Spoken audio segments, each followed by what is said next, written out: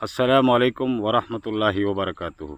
ये नुस्खा उन भाइयों के लिए बहुत ख़ास है जिनको पेशाब करते समय हद से ज़्यादा जलन होती है, या फिर पेशाब की नसें उनकी सिकुड़ चुकी हैं और पेशाब निकलते समय उनको पेन होता है, या आप यूँ कहें कि पेशाब के रास्ते में उनको स्टोन अटक गया हो, यानी किडनी से चलकर स्टोन रास्ते में स्टोन का अटक जाना, जिसकी वजह से पेशाब करने में काफ़ी शिद्दत और तकलीफ़ महसूस करना और पेशाब का बूंद बूंद आना, या फिर आप यूँ कहें कि उनके अंदर प्रोस्टेट यानी गदूद की इतनी तादाद बढ़ जाना, पेशाब करने में काफ़ी हद तक तकलीफ़ महसूस करना।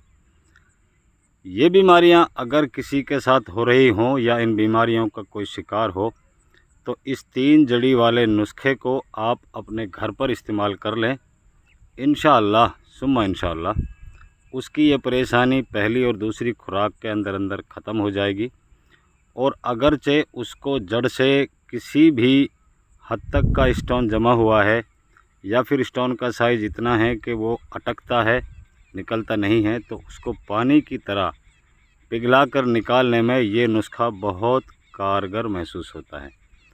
तो नुस्खे में हमने आपको सिर्फ 3 चीज़ें बतानी हैं। तीनों चीज़ें नॉर्मल हैं, नेचुरली हैं, जो आपको हर जगह पर आसानी से मिलने वाली भी हैं। तो 3 चीज़ें आपको नेचुरली कुदरती क्या लेनी है। नंबर 1, आपको पानी की गिनती इसमें क्या करानी है, क्योंकि पानी इसमें चौथी चीज़ है।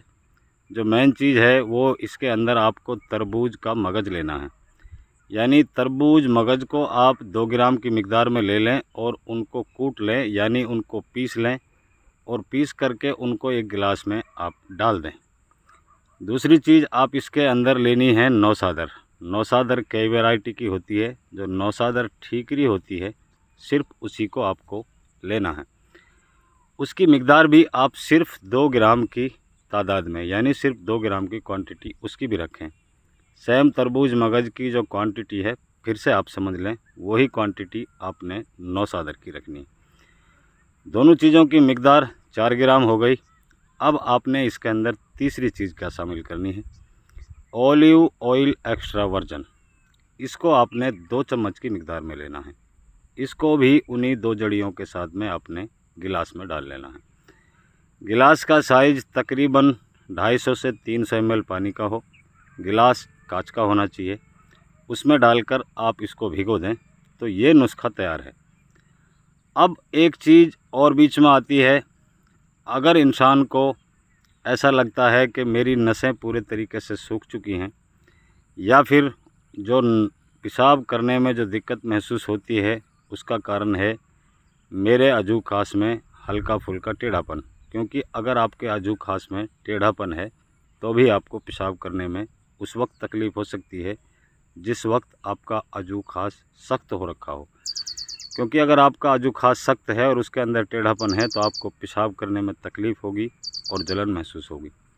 ऐसे हालात अगर किसी के साथ में है, तो इसमें एक चौथी चीज़ और ऐड करें, यानी 1 नींबू इसमें पूरा निचोड़ दें। इन सारी चीज़ों को इसमें डालने के बाद में आप इसको 1 घंटे के लिए रख दें। 1 घंटे बाद में इसको मरीज़ को आप पिला दें, और पिलाने का काम अक्सर सुबह खाली पेट करें। इंशाअल्लाह कितनी जलन पेशाब में होती हो, कितनी जलन आपको लैट्रिन के रास्ते पर होती हो, कितना आपको रुक रुक कर पेशाब आता हो, यानी कतरे कतरे पेशाब आता हो, आपके पेशाब की नली को पूरे तरीके से 2-3 मरतबा में ये साफ़ कर देगा।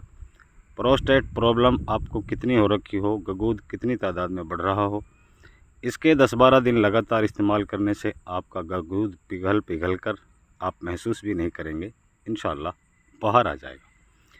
तो इस नुस्खे से आप फ़ायदा उठाएं और हमें अपनी दुआओं में शामिल रखें।